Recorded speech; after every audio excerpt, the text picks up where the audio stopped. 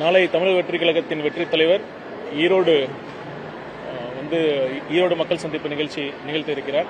அதற்கான அனைத்து ஏற்பாடுகளும் சிறப்பான முறையில் அண்ணன் செங்கோட்டையன் அவர்கள் தலைமையில் ஏற்பாடு செய்யப்பட்டுள்ளது.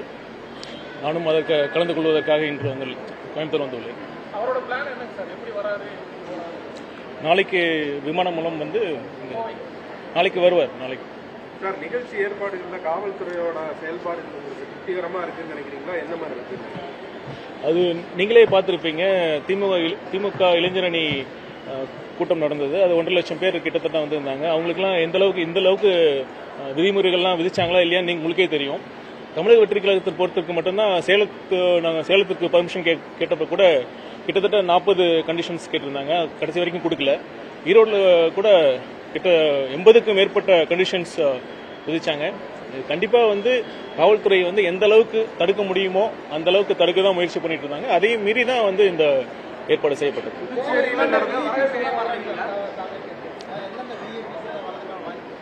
அது வரும் கூடிய விரைவில் அது நடக்கும். நடக்கிறப்ப தெரியும்.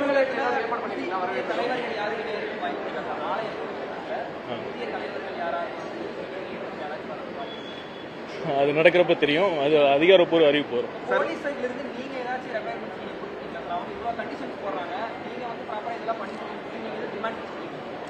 நாங்க முறையான ஏற்பாடு செய்து முறையான காவல்துறை அவங்க பணியை முறையா செய்யணும். தகுந்த போதிய அடிப்படையில் காவலர்கள் அந்த கூட்டத்திற்கு வரணும். வந்தா மட்டும் பத்தாது. அதை அவங்களோட பணியை செய்யணும். மக்கள்ல ஏன்னா சட்டம் ஒழுங்கு அடிப்படையில் பார்த்தீங்கன்னா அதுதான் அரசாங்கத்தின் முதல் கடமை. காவல்துறையின் பிரதான பொறுப்பே அதுதான். காவல்துறையினர் அவங்க பொறுப்பை செய்யணும்னு நாங்கள் எதிர்பார்க்கிறோம். இல்ல, தலைவர் அவர் ப்ரோக்ராம் நாளைக்கு தான் தெரியும். அவர் எப்படி வராருங்கிறது பாதுகாப்பு காரணம் கருத்தில் கொண்டு உங்களுக்கே தெரியும். அது எப்படி வராருங்கிறது நாளைக்கு தான் தெரியும்.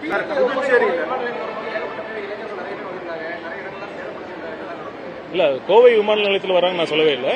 அது எப்படி வராருன்னு சாலை மார்க்கமா வராரா இல்ல விமான மார்க்கமா வராரான்னு நாளைக்கு தான் தெரியும்.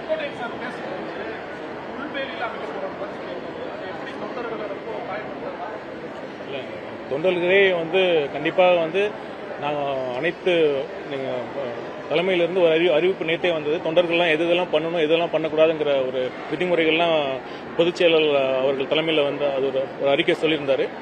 கண்டிப்பாக தொண்டர்களும் அனைத்து சொல்லுங்க.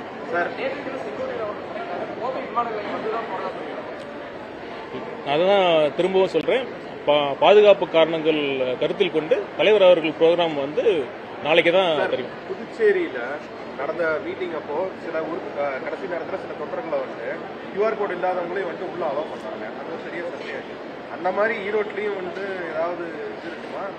இல்ல, அண்ணன் செங்கோட்டையன் இதை பற்றி ரொம்ப தெளிவா சொல்லிட்டாரு. QR கோடு இருக்காது, என்ட்ரி பாஸும் இருக்காது. பொதுமக்கள் யார் யார் வரணும்னு விருப்பப்பட்டாங்களோ அவங்க தலைவர் அவர்களை சந்திக்கலாம். பிளே ஸ்டோர் மற்றும் ஆப் ஸ்டோரில் இருந்து பாலிமர் செயலியை QR கோடு மூலம் பதிவிறக்கம் செய்யுங்கள். செய்திகளை உடனுக்குடன் பெறுங்கள்.